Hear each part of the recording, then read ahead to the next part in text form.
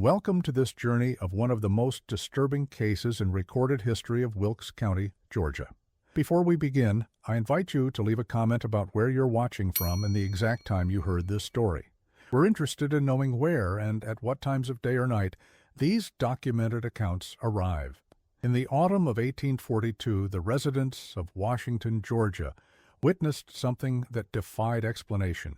The Reverend Thomas Wallace stood before his congregation at the Phillips Mill Baptist Church and made an announcement that sent ripples of discomfort through the pews. Two of the county's most reclusive residents, the Conjoined Blackwood sisters, had not been seen in over 3 months. Their plantation, Whispering Pines, situated 7 miles northwest of town along the muddy banks of Little River, had fallen silent. No smoke from the chimneys, no movement in the fields. Even the slaves had disappeared, all except one. What makes this case particularly disturbing is not just the disappearance itself, but what was discovered in the Blackwood family Bible, recovered from the property weeks later. Between the pages of Leviticus and Numbers, pressed like a dried flower, was a handwritten marriage certificate. The document, dated June 17, 1842, bore 3 names: Miss Eleanor Blackwood, Miss Eliza Blackwood, and Solomon. No surname was listed for Solomon, common practice for enslaved persons at that time. But what perplexed authorities wasn't the absence of a surname. It was the implication that both sisters had married the same man, a man they legally owned.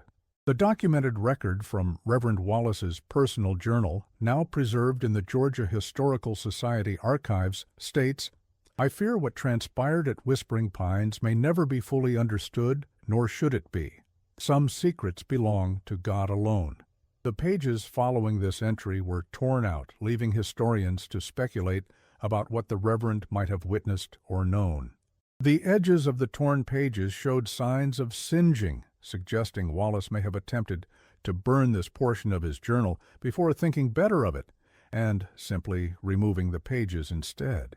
Sheriff William Tate's initial report, filed on September 3, 1842, offers the first official acknowledgment of the situation.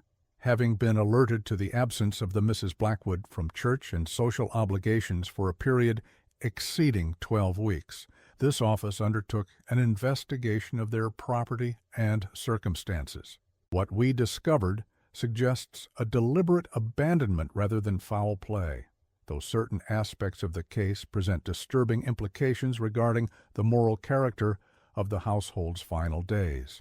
The Blackwood sisters were born in 1812 to Elizabeth and Colonel Jeremiah Blackwood, a veteran of the War of 1812 and one of Georgia's wealthiest cotton planters. Medical records from Dr. William McNeil, the attending physician, described the twins as joined at the side, sharing some portion of the hip, though separate in all other faculties and appearances. Such births were exceedingly rare in that era, and typically such infants didn't survive. The Blackwood twins not only lived but thrived, physically at least. Dr. McNeil's private journal, discovered among his effects after his death in 1855, contains a more detailed account than his official records. The female infants presented in a manner I have previously encountered only in medical texts from Europe. They are connected from the lower rib to the hip on their adjacent sides, sharing some portion of the pelvic structure, though possessing separate limbs and seemingly complete internal organs. Colonel Blackwood received this news with remarkable stoicism, though Mrs. Blackwood became hysterical and had to be sedated with laudanum. The colonel inquired whether surgical separation might be possible, but upon learning of the likely fatal outcome of such a procedure, resolved that the matter would not be discussed further. He informed me that the birth would not be announced publicly, and requested my absolute discretion. Colonel Blackwood was not a man to have his family name tarnished by what many considered a divine punishment. The family withdrew from society almost entirely. The massive plantation became their fortress, their prison. The twins were educated at home by private tutors, brought from Philadelphia and Boston. They were seen in town perhaps 3 times a year, always heavily veiled, always in a closed carriage with their mother. Elizabeth Blackwood, their mother, was described in town records as a woman of nervous disposition and frail constitution. Local physician Dr. Holcomb's records indicate she was prescribed laudanum regularly for feminine complaints that intensified after the birth of her daughters. Her diary, fragments of which survived in the county historical archives, reveals a woman torn between maternal devotion and deep religious shame. "The Lord has seen fit to test my faith through my daughter's affliction," she wrote in 1820. "I pray daily for the strength to see His purpose in their condition." A particularly revealing entry from 1825, when the girls were 13, reads, "E and E grow more curious about their condition. They asked today why God had made them different from other children. I told them they were special in His eyes." This seemed to satisfy Eleanor, who has always been the more accepting of the two. But Eliza pressed further, asking if they would ever marry or have families of their own. How does one answer such questions? I changed the subject to their French lessons, but I know these inquiries will only grow more difficult as they age. The girls' education was surprisingly progressive for the era, particularly for female children in the rural South. Colonel Blackwood, perhaps compensating for what he perceived as their physical disadvantage, spared no expense in cultivating their minds. Tudor's records indicate instruction in multiple languages, higher mathematics, natural philosophy, literature, and music. Eleanor showed particular aptitude for languages and philosophy, while Eliza demonstrated talent in mathematics and business matters. Miss Adelaide Porter, who served as their primary tutor from 1824 to 1830, wrote in her memoirs, "The Blackwood girls presented a unique educational challenge, two distinct minds sharing one physical reality. Their intellectual development was astonishing, perhaps enhanced by their isolation and mutual support. They developed a form of intellectual symbiosis, each complementing the other's strengths. I have never encountered minds more eager for knowledge, more determined to transcend the limitations of their circumstance through understanding of the broader world." When Colonel Blackwood died of apoplexy in 1838, he left his entire estate to his daughters, then aged 26. Their mother had passed 2 years earlier. The sisters were suddenly among the wealthiest unmarried women in Georgia, and among the most isolated. The colonel's will contained unusual provisions regarding the management of the estate. Given the unique circumstances of my daughter's condition, and recognizing the difficulties they would face in conventional marriage arrangements, I hereby establish a trust to ensure their comfort and independence throughout their natural lives. They shall have full authority over the estate and its operation, with no requirement for male guardianship as is customary. I have instructed them in the management of such affairs and believe them fully capable, despite their sex and physical situation, of maintaining the family's interests. This extraordinary grant of financial independence to women, particularly women considered defective by the standards of the time, caused significant controversy among the Blackwood extended family. 2 distant cousins contested the will, arguing that the sisters' unnatural condition rendered them mentally unfit to manage such extensive holdings. The court ultimately upheld the colonel's wishes, though the case remained a topic of gossip in Georgia legal circles for years afterward. According to tax records from 1838, the Blackwood estate included over 40 enslaved persons. Among them was Solomon, described in property documents as male, age approximately 30, skilled in carpentry and management, purchased from the Savannah auction house in 1835. What distinguished Solomon from the other enslaved persons on the plantation was his position. Following Colonel Blackwood's death, Solomon became the de facto overseer of the property. The inventory of the Blackwood estate, filed with the county in 1838, valued Solomon at $1,200, a considerable sum reflecting his skills and responsibilities.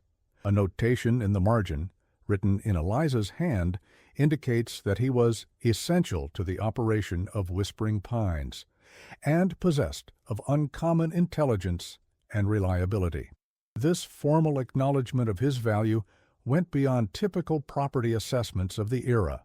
Margaret Hughes, daughter of the town's only apothecary, wrote in her private correspondence, "The arrangement at Whispering Pines causes much speculation.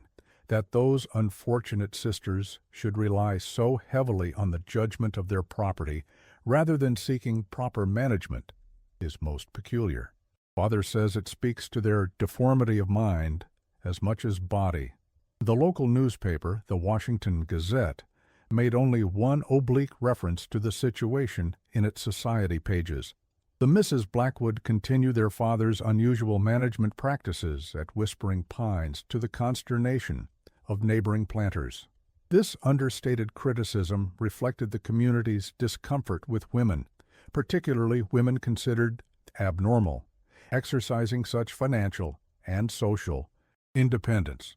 Thomas Wilkinson, whose plantation bordered the Blackwood property to the south, complained that in an 1839 letter to the County Agricultural Society, the unnatural arrangement at Whispering Pines threatens to undermine proper relations throughout the district. Their field hands work shorter hours than is customary. Their house servants are taught to read on the pretense of Bible study.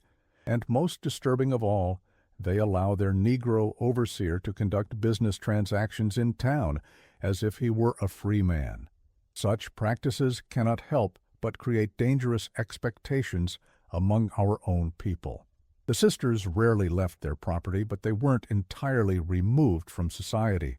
They maintained correspondences with several northern intellectual circles, particularly those interested in transcendentalist philosophy. Letters recovered from their writing desk indicate subscriptions to several literary journals and newspapers from as far away as Boston and New York. They were particularly interested in the early abolitionist movement, though this interest was kept strictly private, given the political climate of pre-war Georgia. Among their correspondence was a series of letters exchanged with Lucretia Mott, the prominent Quaker abolitionist and women's rights advocate. In one surviving letter, dated 1841, Mott responds to an apparently detailed description of their situation. "Your circumstance, while unique in its physical manifestation, reflects the broader condition of all women in our society, bound by constraints not of our making, judged by standards beyond our control. Your isolation may, paradoxically, offer certain freedoms unavailable to those of us more visibly integrated into conventional society. You have created, it seems, a small domain where typical rules are suspended by necessity. There may be wisdom to be gained from such arrangements that could benefit our broader struggle." A letter from Eleanor to a Boston literary society dated 1840 reveals her intellectual curiosity.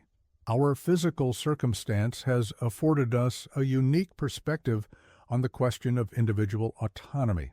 Where does one person end and another begin? Society insists on clear boundaries that nature often defies. Is it not possible that many of our social divisions are equally arbitrary constructs?" In response, a member of the society, identified only by the initials J.F., wrote, "Your philosophical inquiry into the nature of individuality strikes at questions currently animating our circle. Mr. Emerson's concept of the oversoul suggests a unity underlying apparent separation, a perspective your unique physical circumstance might illuminate in ways impossible for those of us bounded by conventional bodily autonomy. Have you considered that what society deems a limitation might actually be an advantage in comprehending certain transcendental truths?" Eleanor was reportedly the more philosophical of the sisters, while Eliza demonstrated practical skills in business and management. Together they maintained the plantation's productivity while gradually implementing changes that raised eyebrows among neighboring planters. They reduced working hours for field hands, established a rudimentary school for the younger enslaved persons, and allowed skilled workers like Solomon to manage their own time and projects. A ledger from 1840 shows that under their management, Whispering Pines actually increased cotton production by nearly 15% compared to their father's final years despite the reduced working hours. This efficiency reportedly resulted from innovations in field rotation, irrigation techniques, and incentive systems that Solomon implemented with the sisters' approval. These reforms, while modest by Northern standards, were radical in antebellum Georgia. However, the sisters' unusual physical condition and extreme privacy shielded them from the worst of the social consequences. As one local planter reportedly remarked, "Those poor deformed creatures can hardly be held to normal standards. Their minds must be as twisted as their bodies." Such dismissive attitudes may have provided the sisters with an unexpected freedom to explore ideas that would have been dangerous for more conventional women in their position. Mary Ballard, one of the house servants who received her freedom papers just before the sisters' disappearance, later gave testimony to an abolitionist society in Philadelphia. Miss Eleanor and Miss Eliza were not like other slave owners I knew. They spoke to us as people, not property. They allowed the house girls to learn reading alongside them during Bible study. They never used the whip or sold families apart. Some might call this kindness, but I saw something else too, a hunger for connection beyond what their strange bodies allowed them in proper society. They found in us perhaps the human engagement the outside world denied them. In early 1842, according to ledgers from Wilkes County merchants, the sisters began purchasing unusual quantities of fabric, silver, crystal, and other fine goods. Several townspeople later recalled increased activity at the plantation, construction sounds, deliveries of furniture, and most curiously, the digging of what appeared to be a new well or cellar near the main house. Richard Tompkins, who operated the dry goods store in Washington, noted in his business journal, "The Blackwood account shows peculiar activity this spring. When I inquired through their messenger, the Negro man Solomon who conducts their business, whether they were expecting family visitors, he replied that they were preparing for a significant transition." His exact choice of words struck me as unusual for a slave, suggesting he repeats his mistress's phrasing verbatim. James Wilkins, who delivered mail to the plantation, noted in his statement to the county sheriff, "Miss Eliza, I could always tell them apart by the small scar near. Her left eye began meeting me at the gate herself, instead of sending a house servant." Their orders have shifted from the practical maintenance supplies, typical of previous years, to items more suited to establishing a new household: linens, tableware, preserved foodstuffs. She seemed changed somehow, more direct in her gaze. She once mentioned they were preparing for a significant change in household arrangements. I thought perhaps they were expecting family, though as far as anyone knew, they had none left. The sisters also began liquidating certain assets. Records from the Bank of Planters in Augusta show they sold shares in several railroad ventures and withdrew substantial sums in gold coin rather than banknotes. They transferred ownership of a small property they owned in Savannah to their former tutor, Miss Adelaide Porter, with a letter stating it was in appreciation for opening our minds to possibilities beyond conventional thinking. Their lawyer, Mr. Hiram Stevenson, later testified that he had drawn up several unusual legal documents at their request in the spring of 1842. The Mrs. Blackwood instructed me to prepare freedom papers for 5 of their house servants to be held in escrow and delivered upon their instruction. They also drafted a new will superseding their father's arrangements, specifying that in the event of their deaths, certain assets should be converted to cash and placed in trust for S.B., a designation I assumed referred to a previously undisclosed relative. When I inquired about the identity of this beneficiary, Miss Eliza informed me that I need not concern myself with details beyond the legal language of the document. In April 1842, Dr. Frederick Holcomb was summoned to Whispering Pines. His medical journal, donated to the Medical College of Georgia in 1860, contains a cryptic entry. Attended the Blackwood sisters regarding a matter of unusual delicacy, was asked to provide consultation on the physical possibilities of certain arrangements.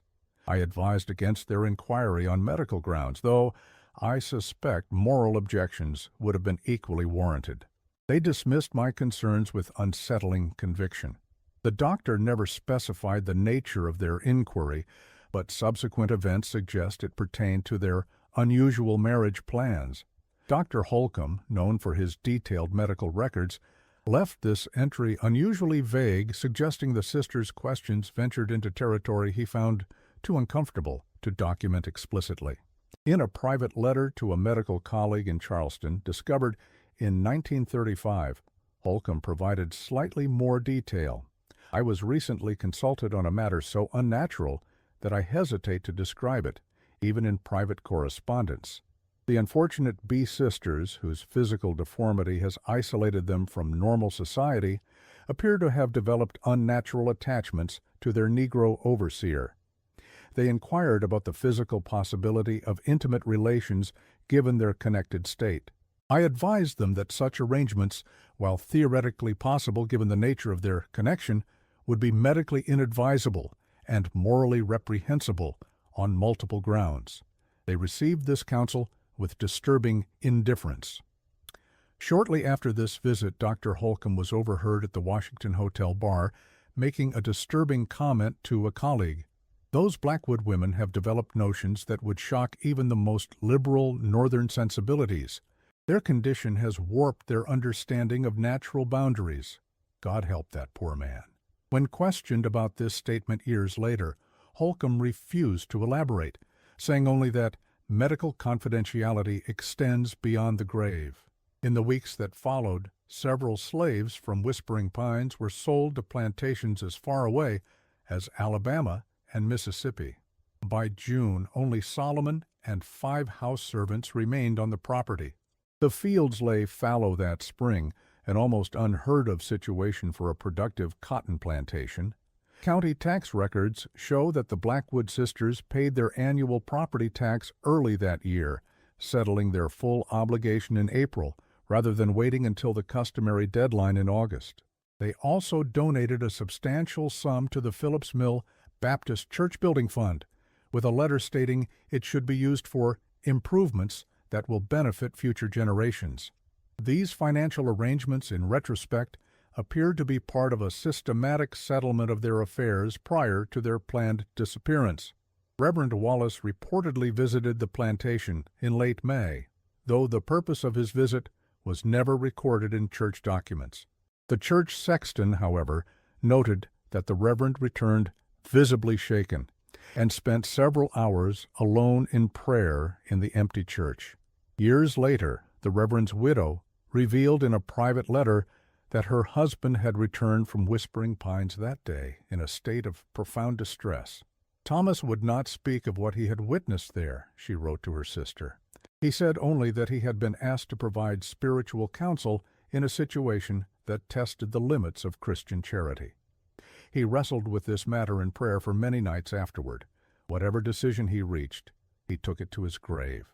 On June 17, 1842, according to the recovered marriage certificate, Eleanor and Eliza Blackwood were joined in matrimony with Solomon. No witnesses were listed. No officiating minister signed the document. It was simply written in Eliza's distinctive handwriting with 3 signatures at the bottom. This document raises profound questions about the nature of their arrangement. Under Georgia law at that time, such a union would have been illegal on multiple grounds. The marriage of white women to an enslaved black man, the involvement of 2 women in a single marriage, and the marital union with someone considered property. Yet the sisters, educated and aware of these facts, created this document nonetheless. What's particularly noteworthy is that Solomon's signature on the document shows a level of literacy unusual for an enslaved person in that era. The elegant script suggests he had received significant education, most likely from the sisters themselves. His full signature reads simply Solomon, no surname, yet the handwriting displays confidence and practice, indicating this was not the first time he had signed his name. The certificate itself was written on high-quality paper with elaborate calligraphy, suggesting it was created with care and intention despite its lack of legal validity. The text adapts traditional marriage language to accommodate their unique situation.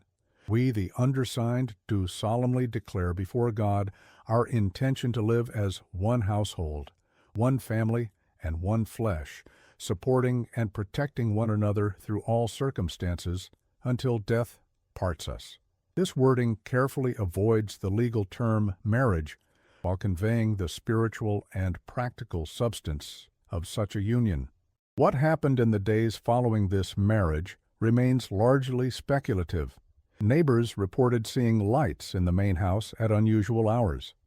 Thomas Jenkins, whose property adjoined Whispering Pines to the east, claimed to have heard unusual music and laughter coming from the direction of the Blackwood mansion on several summer nights. Jenkins told the sheriff, "It wasn't like any gathering I've ever heard. No crowd noises, just 3 voices, 2 female, 1 male, raised in what sounded like song, though no hymn I recognized. Sometimes there was piano music, other times just talking that carried across the fields. They seemed happy." That's what made it so strange, given their circumstances. A field hand from the neighboring plantation, interviewed decades later by a Works Progress Administration oral history project, offered this recollection. "My daddy told me about them Blackwood women and their man Solomon. Said some nights you could see them walking the grounds by lantern light, all 3 together, moving slow like they was dancing. Said they built something back in the woods that summer, a cabin or some such. The white folks thought Solomon was just clearing land, but Daddy said he was making them a hideaway." In July, the sisters made their last known visit to Washington. They arrived in their carriage, driven by Solomon, and visited the bank, their lawyer's office, and surprisingly, the county records office. The clerk there later reported they inquired about land availability in the northern counties and requested maps of the region bordering Tennessee. They purchased supplies at the general store, practical items like tools, preserved food, and medicine, rather than the luxury goods they had bought earlier in the year. Bank records confirmed that on July 12, 1842, the sisters converted a significant portion of their remaining liquid assets to gold coin, approximately $30,000, an enormous sum for that era. The bank manager later recalled that they had the heavy coins delivered to Whispering Pines in a special reinforced chest, which required 2 men to carry. They also closed several outstanding loans to local businesses, accepting immediate partial payment rather than waiting for the full amounts to mature. Several townspeople noted that the sisters seemed changed. They wore less restrictive clothing than usual, their faces partially visible rather than heavily veiled.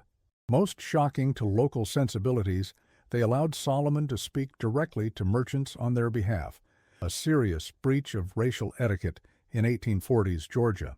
Mrs. Catherine Whitfield, wife of the general store owner, described the scene in a letter to her sister. "The deformed Blackwood women came to town today with their Negro man. They allowed him to give orders to Mr. Whitfield as if he were their equal. When I expressed my shock to my husband later, he said they had been acting peculiar for months.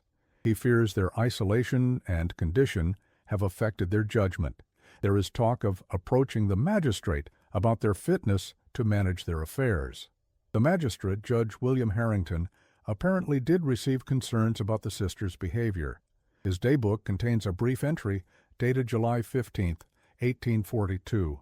Received deputation from Wilkinson et al. Regarding Blackwood estate management. Concerns noted but insufficient grounds for intervention at present. Will monitor situation. This suggests that while the community was disturbed by the changes at Whispering Pines, there was reluctance to directly challenge the wealthy and reclusive sisters without clear evidence of legal impropriety. By late August, a peculiar silence had fallen over Whispering Pines. The remaining house servants appeared in Washington one morning, claiming they had been given their freedom papers and money for passage north. They refused to discuss conditions at the plantation, and they departed on the northbound stage that same day. Their freedom papers, examined by the county clerk, appeared legitimate, bearing the sisters' signatures and proper seals. The clerk, Jonathan Peters, noted An unusual feature of these documents, the manumission papers prepared for the Blackwood servants contained a non-disclosure clause I had not previously encountered in such instruments. Each freed person pledged to maintain absolute silence regarding the private affairs of the Blackwood household in exchange for their liberty and the financial settlement provided. While such a condition has questionable legal enforceability, it suggests the sisters were conscious of potential scandal and took measures to prevent its spread. When no movement was observed at the plantation for nearly 2 weeks, Sheriff William Tate finally rode out to investigate. His official report described a scene of orderly abandonment. The house was intact, not ransacked or disturbed. Personal items remained in place. The sisters' clothing hung in wardrobes. A meal appeared to have been laid out and then abandoned on the dining room table, the food now rotted and covered with insects. There was no sign of the sisters or Solomon. The sheriff's report contains this observation. The bedchamber was most peculiar. The sisters' bed had been replaced by one of unusual size and shape, seemingly constructed to accommodate their unique physical circumstance and a third party. The craftsmanship was remarkable, suggesting it was Solomon's work, as he was known for such skills. The implications are too disturbing to dwell upon. The bed was later described by one of the deputy sheriffs as shaped like half a circle, with the flat side wide enough for 2 people joined together and the curved outer edge providing space for a third person. The linens were of the finest quality, recently used but carefully made. 3 pillows remained, arranged in a manner that suggested intimate proximity. Deputy Mercer's unofficial notes, shared with a journalist in 1890, added details omitted from the official report. The bedroom contained other evidence of intimate relations between the sisters and the slave Solomon. Personal items of a delicate nature were found in drawers beside the custom-built bed. A bookshelf nearby contained several volumes of poetry, with passages marked that referred to physical love, as well as a French medical text with illustrations of human anatomy. Most disturbing was a journal that appeared to document their physical encounters, though the sheriff ordered this burned on the spot as obscene material. A thorough search of the property revealed nothing about their fate. No bodies were discovered. No evidence of violence was found. It was as if they had simply walked away from their lives. But given the sisters' physical condition, simply walking away would have been nearly impossible. The plantation stables were missing 1 wagon and 2 horses. A search of the property's financial records indicated that the sisters had converted most of their liquid assets to gold in the months preceding their disappearance. The amount, estimated at over $30,000, would have been sufficient to establish a comfortable life elsewhere if they could overcome the challenges of their conspicuous appearance and the legal complications of traveling with Solomon. Sheriff Tate's report notes a curious finding in Solomon's workshop. Several specialized devices of wooden construction were discovered, apparently designed to assist in the movement and transportation of persons with physical limitations. These included a chair mounted on large wheels, a harness system that would allow a single individual to support the weight of 2 others, and a modified wagon seat with unusual bracing. The craftsmanship of these items was exceptional, suggesting considerable thought had been given to facilitating travel for the sisters despite their condition. The most unsettling discovery came 3 weeks into the investigation. A sealed room was found in the cellar, accessible only through a hidden door in the pantry. Inside was what Sheriff Tate described as a shrine of sorts. The walls were covered with anatomical drawings of conjoined twins, alongside passages copied from both medical texts and scripture. A large mirror dominated one wall. Before it stood 3 life-sized wooden figures joined together in a macabre tableau. 2 female forms carved from pale maple, connected at the hip, and a male figure carved from dark walnut, positioned before them. The 3 wooden figures were positioned in what appeared to be a dance or embrace. The craftsmanship was extraordinary, capturing subtle expressions on the wooden faces. The male figure's hand rested on the joined hip of the female figures, While their outer hands reached toward him, Sheriff Tate ordered this obscene object destroyed, but his deputy, Joseph Mercer, secretly preserved it. The sculpture eventually found its way to a private collection in New York, where it was displayed anonymously as American Folk Art, c. 1840, until the collection was donated to the Metropolitan Museum in 1911. It remained in storage, unlabeled, until a curator recognized its potential connection to the Blackwood case in 1953. Its current whereabouts are unknown. Dr. Holcomb, upon being shown this room, reportedly refused to enter it, stating only, "They have gone beyond the realm where medicine or law can reach them." The walls of the hidden room contained writings that went unrecorded in official documents, but were described in a private letter from Deputy Mercer to his brother. Passages from Scripture were interspersed with quotations from medical texts and what appeared to be original philosophical statements.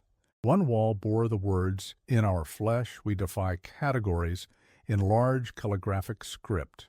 Another featured a passage from Genesis regarding one flesh, alongside anatomical drawings of the sisters' connection. The overall impression was of a systematic attempt to create a theological and scientific justification for their unnatural union. Also found in the hidden room were several books that would have been considered scandalous or even illegal in Georgia at that time.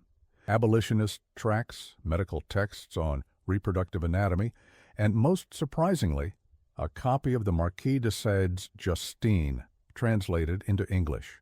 A journal containing what appeared to be original poetry was also recovered, with verses exploring themes of bodily autonomy, spiritual transcendence through physical union, and the artificial nature of social boundaries. One poem, signed E.B., which could indicate either sister, contained these lines, "Where one flesh ends, another begins. Who can say with certainty? We three, united by choice and necessity, defy the arbitrary lines of law and custom. In our union a new truth emerges. Bodies are not property, not even our own. They are vessels for the Spirit's journey, connecting us in ways the world cannot comprehend." Another poem, titled simply S, and dated May 1842, reads, "His hands reshape wood to his will as his presence reshapes our lives. What society would call property, we recognize as the missing piece. Three in one, we form a trinity that makes blasphemy of convention. If this be sin, then sin becomes salvation, the only path to wholeness in a fractured world." The case of the Blackwood sisters and Solomon became something of a local legend in Wilkes County. Some claim to have seen three figures walking the roads at night, moving slowly north. Others insisted they had fled to Europe or the Caribbean islands. A few whispered that they remained hidden somewhere on the vast property. Local gossip took on increasingly fantastic dimensions as the months passed without resolution. Some speculated that the sisters had used inherited wealth to purchase passage to France, where their condition might be viewed with more scientific curiosity than moral judgment. Others suggested they had joined a utopian community in the North, where unconventional family arrangements might be tolerated. The most sensational rumors implied they had been murdered by outraged neighbors, though no evidence ever supported this claim.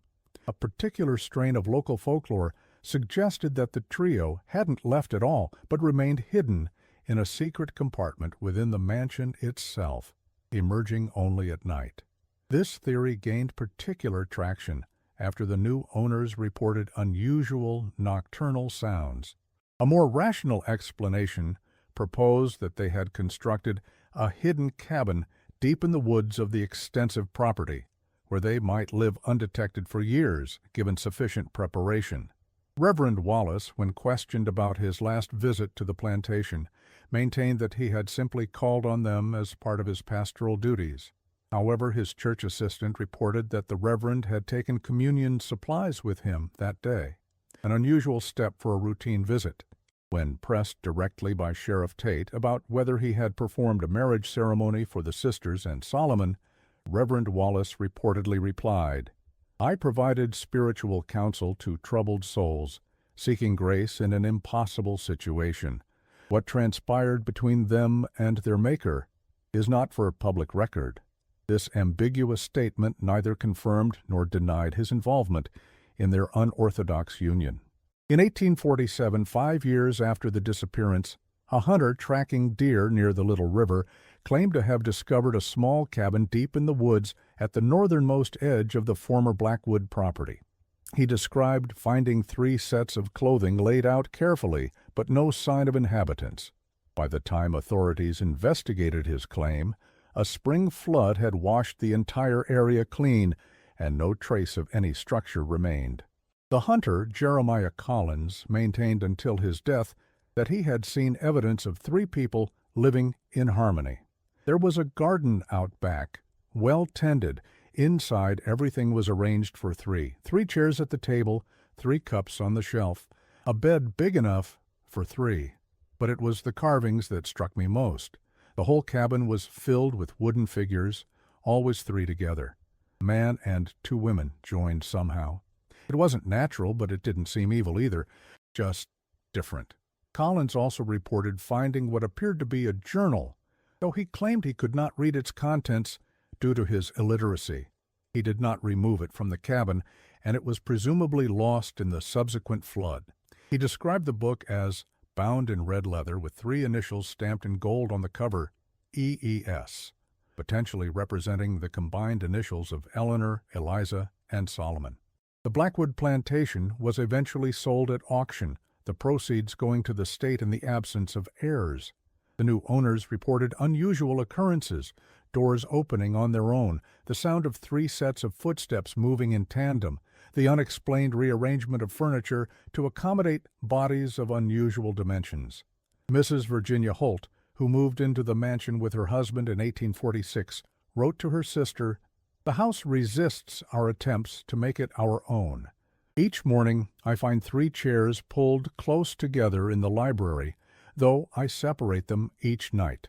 The large mirror in the hallway shows strange reflections. Sometimes I glimpse 3 figures where there should be only my own image. Henry says it is my imagination, but last week he too heard the sound of a man and 2 women conversing in the empty dining room." The Holts abandoned the property after less than a year, claiming unhealthy vapors affected their sleep and peace of mind. In their haste to leave, they left behind several personal items, including Mrs. Holt's journal, which contained increasingly disturbed entries. I dreamed of them again last night, the sisters and their dark companion. They stood at the foot of our bed, watching us sleep.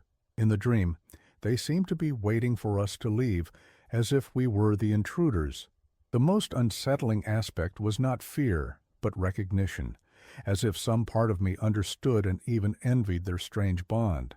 The property changed hands several more times over the next decade, with no owner remaining longer than 2 years.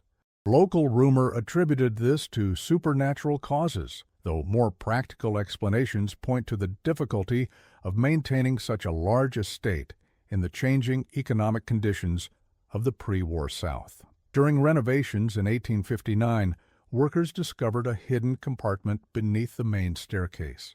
Inside was a journal, presumably belonging to Eleanor Blackwood. Water damage had rendered much of it illegible, but certain passages remained clear enough to read.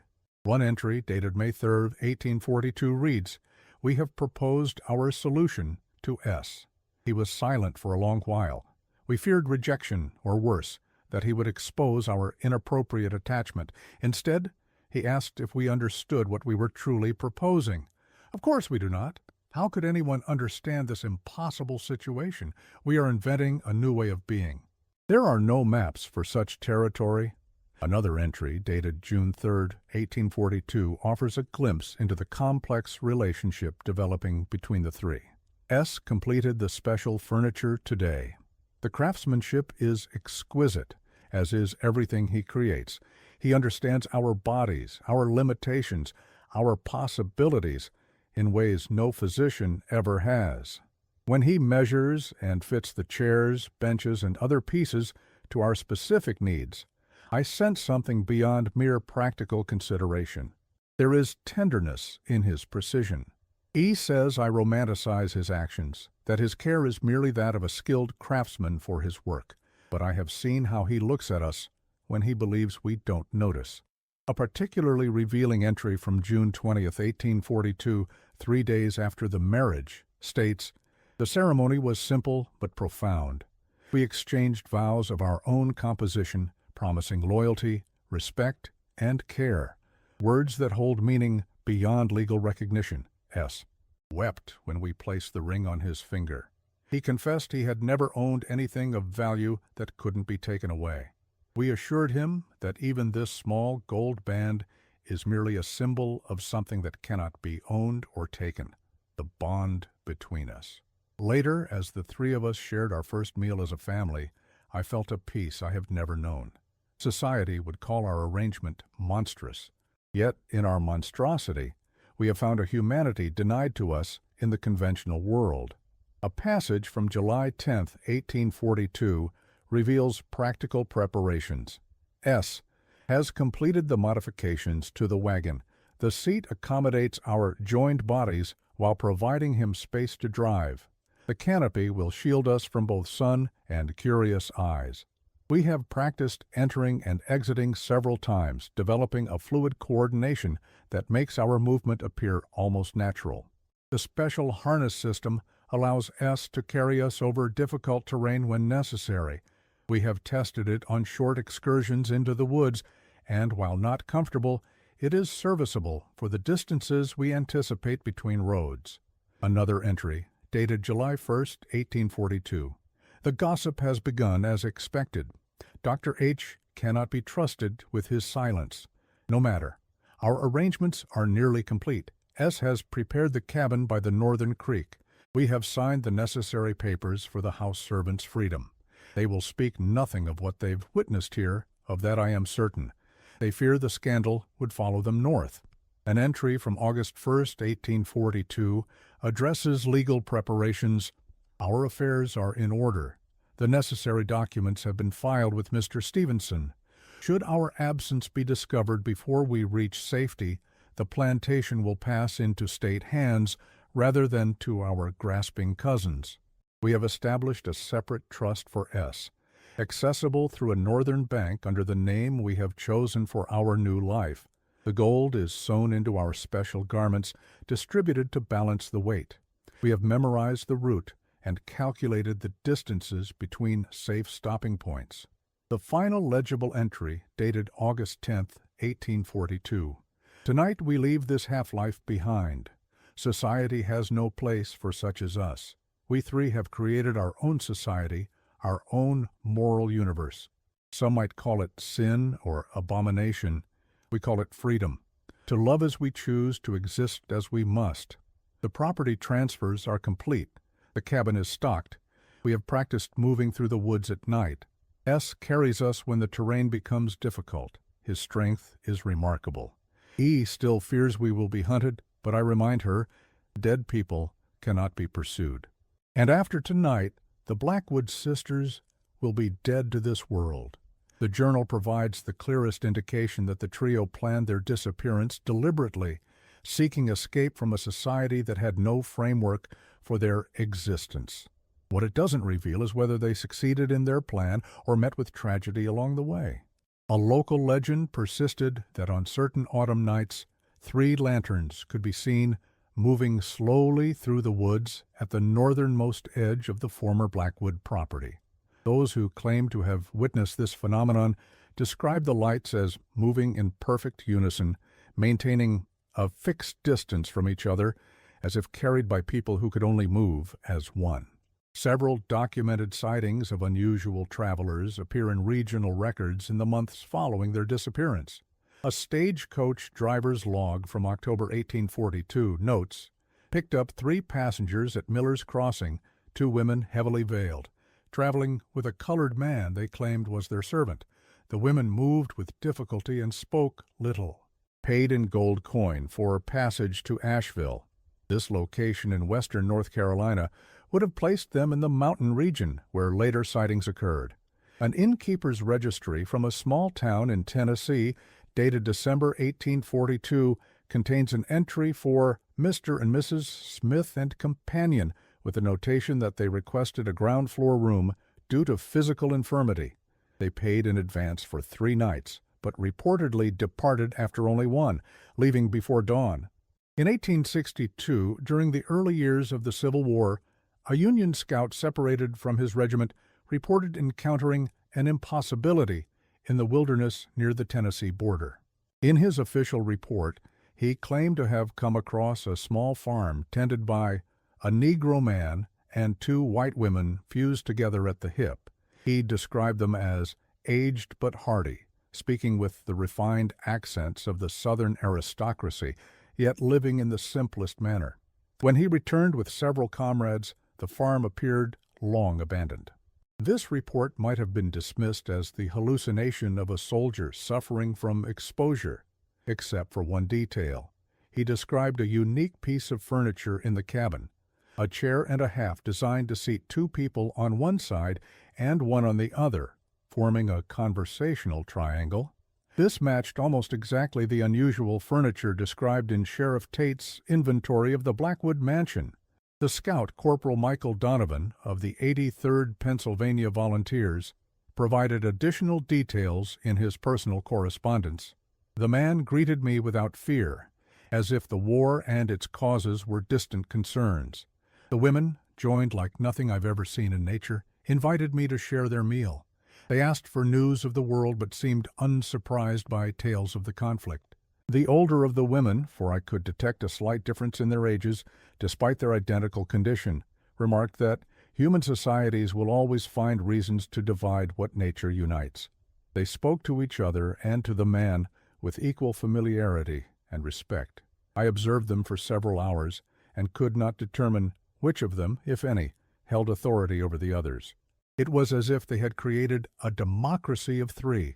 Donovan's letter continues. When I inquired about their unusual situation, the younger sister, distinguished by a small scar near her eye, smiled and said, "We have created what nature and society made impossible elsewhere." The man, whom they addressed as Samuel rather than Solomon, showed me various ingenious devices he had constructed to accommodate their physical condition, specialized tools, furniture, even a modified loom that allowed the sisters to weave side by side. They spoke of having lived in their mountain sanctuary for nearly 20 years, venturing to nearby settlements only rarely. They seemed neither ashamed of their arrangement nor eager to explain it. They simply existed in a harmony I have rarely witnessed even in conventional families. The historical record falls silent after this potential sighting. If Eleanor, Eliza, and Solomon did establish a life together beyond the reach of Georgia society, they managed to do so without leaving conventional historical traces. What makes this case so deeply unsettling is not merely the taboo nature of their arrangement, but what it reveals about the institutions of that era. The sisters used their privilege and wealth to orchestrate an escape from social constraints while simultaneously participating in the very system of human ownership that defined their society. They sought personal freedom while only selectively extending that freedom to others. Their story exists in a moral twilight that defies simple categorization. Dr. Eliza Jefferson, a historian of the American South who studied the case in the 1950s, wrote, "The Blackwood sisters occupied an unsettling position within their society, privileged by race and class, yet marginalized by their physical condition. Their response to this contradiction was equally contradictory. They rejected the boundaries that constrained them while exploiting the power those same boundaries gave them over others. We cannot view them simply as rebels against an unjust social order, nor can we condemn them merely as exploiters. They were both creating in their 3-person marriage a microcosm of the complex moral failures and aspirations of their time." The Jefferson analysis continues.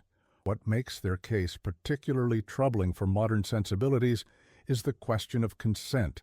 Could Solomon, regardless of his apparent willingness, truly consent to this arrangement given his legal status as property? Did the power differential between him and the sisters fundamentally undermine the possibility of genuine mutual choice? Or does the evidence of their long-term commitment and apparent harmony suggest a relationship that, however begun, evolved into something approaching equality? These questions have no simple answers, but they illuminate the moral complexities that slave society created and that continue to haunt American history. In 1901, during construction of a railroad line crossing part of the former Blackwood property, workers uncovered a small cemetery hidden in a grove of pine trees. 3 simple stones stood side by side, unmarked except for the initials EB and SB. Notably, all 3 stones bore the same surname, Initial. The remains were too degraded for any meaningful examination, but their deliberate placement suggested they belonged to people who wished to be remembered as equals in death, whatever their relationship had been in life.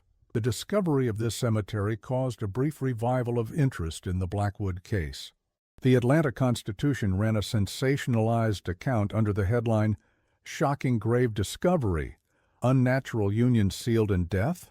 The article speculated wildly about the nature of the relationship between the sisters and their slave, suggesting possibilities that range from unholy attachment to ritualistic murder-suicide. More sober historical analysis suggested the cemetery might represent the trio's attempt to create a physical testament to their unconventional bond, even if they themselves were buried elsewhere. Soil samples taken from the site in 1965 confirmed that human remains had indeed been interred there, though whether they belonged to Eleanor, Eliza, and Solomon remains impossible to determine. The stones themselves disappeared from the site shortly after their discovery, reportedly taken by souvenir hunters. One of them surfaced at an auction in Savannah in 1977, where it was purchased by the Georgia Historical Society. The stone, weathered but still legible, bears the initials SB, carved in a practiced hand. Archaeological investigation of the cemetery site in 1965 revealed additional details not recorded in the original discovery. Beneath each headstone was found a small metal container, severely corroded but still intact. Each contained what appeared to be personal items: a woman's cameo brooch, a fragment of embroidery, and a carved wooden figure similar to those found in the hidden room at Whispering Pines. Most significantly, a single gold coin was found with each set of remains, identical 1835 $5 gold pieces, suggesting a deliberate ritual significance. Professor Martin Chalmers of Emory University, who studied the case in the 1950s, wrote, "The story of the Blackwood sisters and Solomon represents one of the most complex intersections of disability, race, gender, and power in antebellum Southern society. They created, however briefly, a union that defied every social boundary of their time. Whether we view their actions as a rebellion against unjust constraints or a morally ambiguous appropriation of another human being for their own purposes remains an open question." The mansion at Whispering Pines burned to the ground in 1887, reportedly after being struck by lightning during a summer storm. Witnesses claimed the fire formed an unusual pattern as it consumed the structure, 3 tall columns of flame that seemed to twist together as they rose into the night sky. Martha Layton, who observed the fire from her family's neighboring property, wrote in her diary, "It was as if the house had been waiting all these years to release its secrets. The flames took the shape of 3 figures dancing together before collapsing into ash." The Negro workers refused to approach the ruins, saying the Blackwood spirits had finally found rest. Today, little remains of the Blackwood plantation. The land has been divided and redeveloped multiple times. A small historical marker on Highway 78 briefly mentions the unusual disappearance of the plantation's owners, but provides no details of their story. Perhaps the most unsettling aspect of this case is what it suggests about the malleability of human relationships under extreme circumstances. The Blackwood sisters, physically joined from birth, developed a concept of intimacy and union that most people would find unimaginable. Their solution, to create a three-person marriage with a man they legally owned violated every social norm of their time, while simultaneously reinforcing the power dynamics that allowed them to attempt such an arrangement in the first place. Dr. Eliza Braxton, who analyzed the surviving Blackwood documents for her 1961 dissertation at the University of Georgia, perhaps said it best. We will never know if what existed between Eleanor, Eliza, and Solomon was love, exploitation, or some complex combination of both. What we do know is that they chose to vanish together rather than exist apart. In a society that had no place for them, they created their own place, beyond the boundaries of law, custom, and perhaps even conventional morality. The few surviving letters from Eleanor reveal a woman of remarkable intellectual complexity. In one fragment, dated January 1842, she writes to an unnamed correspondent, "Our physical situation has forced us to contemplate the nature of individuality in ways few can comprehend. Where does she end and I begin? We share blood, bone, and body, yet maintain separate minds, separate hearts. If society cannot comprehend even this natural phenomenon, how could it possibly understand the more complex union we now contemplate?"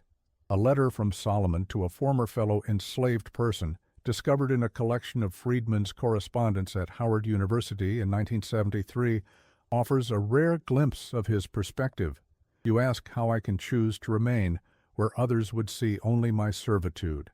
I answer that freedom takes many forms. To be legally owned, yet spiritually acknowledged as an equal man, is a complex liberty. The sisters see me as I am, not as property, not as an inferior being, but as a man with skills and thoughts of value. When Miss Eleanor reads philosophy to me and asks my opinion, when Miss Eliza consults me on business matters, I exist as myself, not as another's tool. You may call this rationalization. Perhaps it is. But in this strange household, I have found a recognition of my humanity I never experienced elsewhere."